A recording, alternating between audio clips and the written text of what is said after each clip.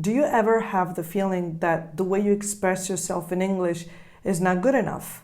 I mean, the words that you know that you use, as if your Italian is up here, but when you speak English, you sound a little bit too basic. Welcome to my channel, io sono Miriam Romeo, e se capisci l'inglese ma non riesci a parlarlo come vorresti, then I would love to be your English coach. Would you like to know 5 easy tips to fix your English pronunciation? Then go click on the link down below in the description box. You'll get a free mini pronunciation lesson. Something that I see with a lot of people who know a lot of English but who are not 100% fluent and comfortable when they speak English is that when they talk, they often stop and think and they freeze. They wait for the perfect words to just come to them. Does this happen to you too?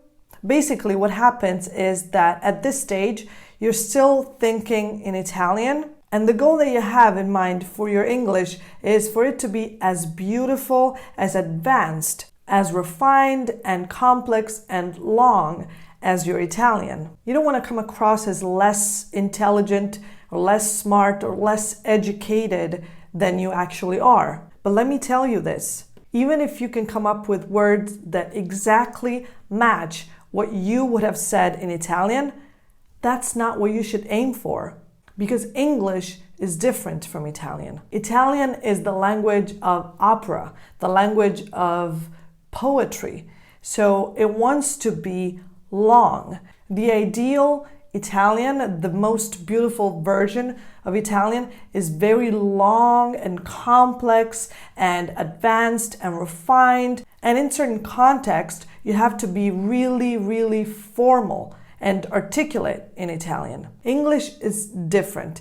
It is much shorter, much more direct, much more straightforward. It's the perfect language for slogans or modern songs. Even in formal situations, let's say you're writing a business email, English tends to be much more direct and straightforward and less formal than Italian. And that does not mean that one language is better or more beautiful than the other.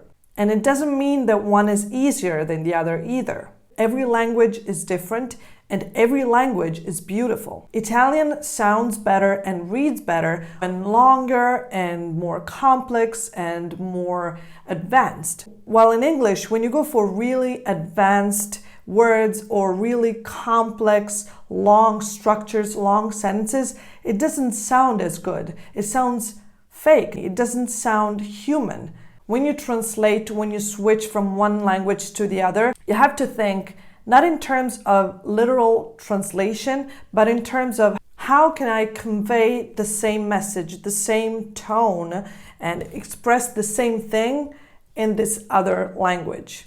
What you may think is too basic in English is actually better than something more formal, more advanced, because that would actually give you away more easily. In English, there's this expression, less is more. This is not an Italian expression.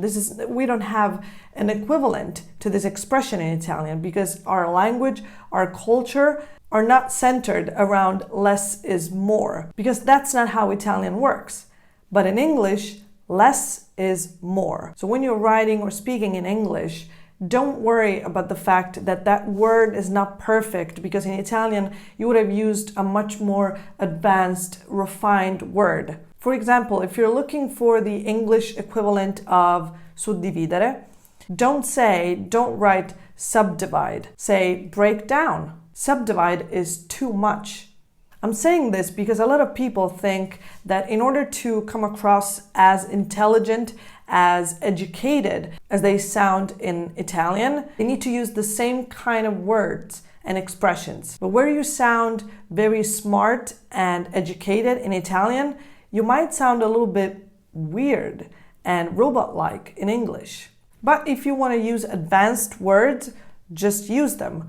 My advice is, if you can't come up with the word that you're looking for, don't worry, just go a little bit more basic than you think. In other words, express yourself as you want, try to keep your personality as much as you can, but remember that these two languages are very, very different. What you want to express and convey in one language doesn't literally translate into the other. And the main thing is, don't worry. Don't worry about sounding too basic. If you can't come up with, let's say, I don't think I will be available, unfortunately, it's okay, or maybe even better, to just say, I'm sorry, I don't think I can. So you might realize that the words and the expressions that you already know are enough.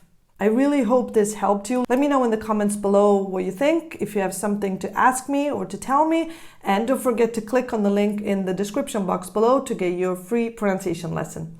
Thank you for watching, and I'll see you in the next one. Bye.